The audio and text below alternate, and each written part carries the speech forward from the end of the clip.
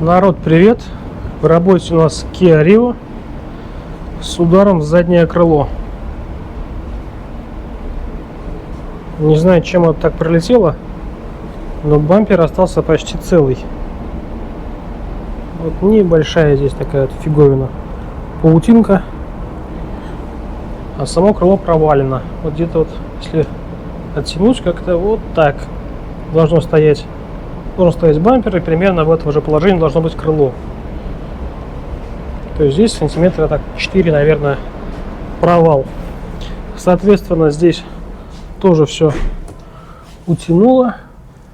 Там вот рыжье лезет. Я не знаю, сколько машина катается в таком виде. Это у нас таксишка. Думаю, катается давно.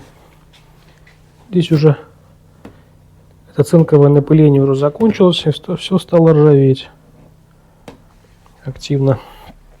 Зазоров в этом месте у нас не стало, они стали маленькими, потому что весь металл от удара куда-то сюда передавило. И если смотреть на улице на отражение с большого расстояния, то видно, что крыло как бы выпрыгнуло наружу немного, а лунка осталась на месте.